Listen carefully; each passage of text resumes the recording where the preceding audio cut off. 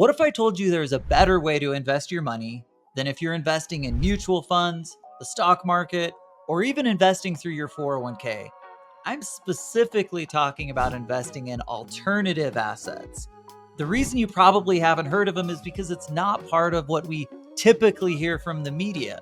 Alternative investments are basically the things that you don't hear about. So we commonly hear about stocks, bonds, and mutual funds. Well, the alternative world is this wide world of everything that's not that.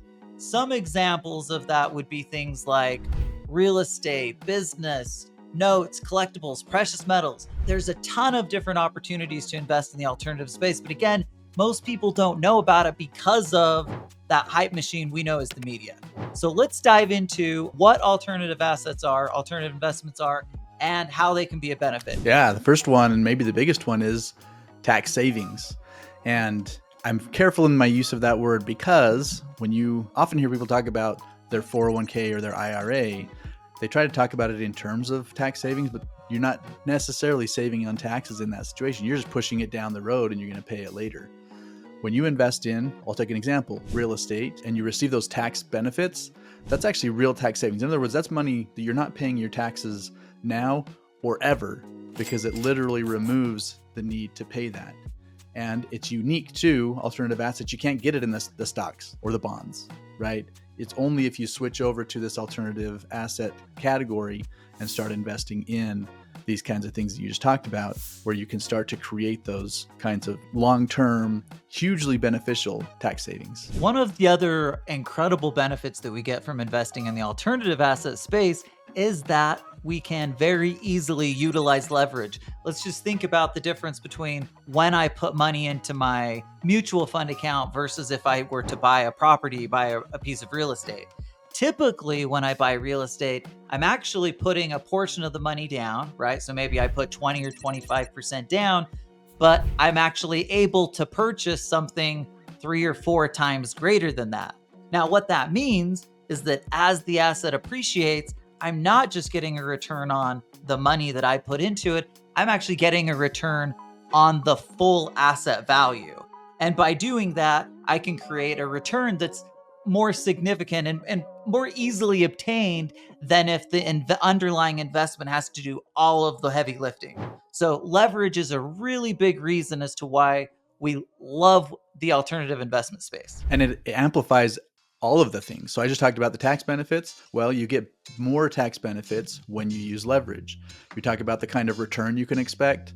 Your return goes up when you use leverage. So leverage just works for you. It does a lot of heavy lifting in a lot of different areas. Talk about control, Rod. Yeah, so control is a big one. Have you ever thought about the companies that you invest in when you buy a stock or a mutual fund? Do you have any say over what happens with them?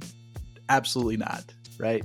On the other hand, if you own your own business or you are an investor in someone else's business, and because you own a chunk of that equity in that business, you actually have a say in what happens. You actually are able to track and have a real conversation that makes a difference in the way that business is run. That gives you control. When you invest in real estate, it's your asset, right? You are the one that makes the decisions on what's happening there. And so you have much more control in the alternative space.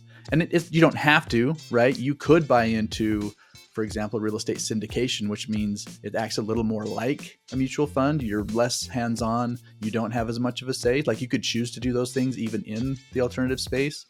But our point here is to say that you don't have that same opportunity to do that in the more traditional investment space, but you can have much more control in the alternative space. And there's just something to be said about having the ability to impact the return itself, right? Or do things that I can actually go and create a better time frame for my turnaround of investment. So control is a huge deal. The other thing that we love about alternative investments is cash flow.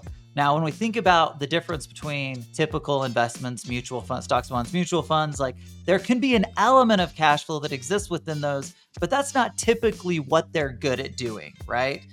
In the real estate world, as a good example, or let's say I'm utilizing a note, I can not only purchase the asset and have the asset be appreciating, but I can all the while have it be producing a cash flow to me. Now, what that does is it creates another level of safety, because even if the underlying asset, well, I should say, regardless of whether the underlying asset is going up or down, I still have that cash flow coming to me, making a difference.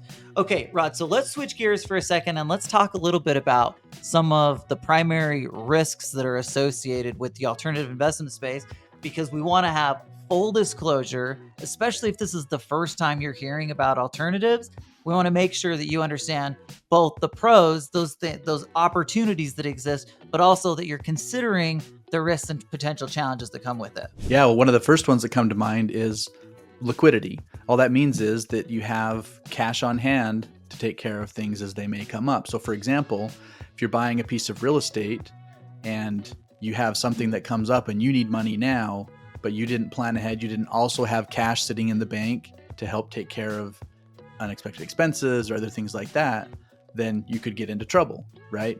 So when you consider buying into an asset like that you couldn't just easily turn around and sell, these are all bad outcomes. Whereas if you had planned ahead and you have liquidity on hand, then clears everything out. So another thing to be thinking about is the potential complexity. And really, it's not as much the complexity as it is the familiarity, right? Because we're familiar with how stocks, bonds, and mutual funds work. We hear about them all the time. We're naturally less familiar with things like a real estate syndication, which is relatively simple from an investor perspective, but you have to be aware of the potential complexities that do exist so you can make the right decisions. So the best thing that you can do is focus on finding and working with people who have a great track record of success. We always tell people to find their tribe, right? Find people who are like you, who are investing in the same types of things that you are, and that have experience in doing it. Team up with those people, look for opportunities to work together.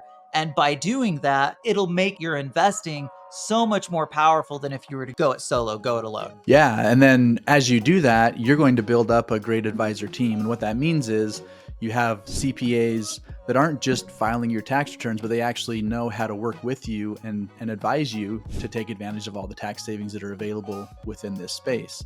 You have attorneys that are helping you put together entities or do estate tax planning or whatever that may be. You're the core, but now you have professionals around you that know what they're doing as it relates to this space, and they're assisting you along the way. Okay, so the question is, how do you start making money today and access alternative investments?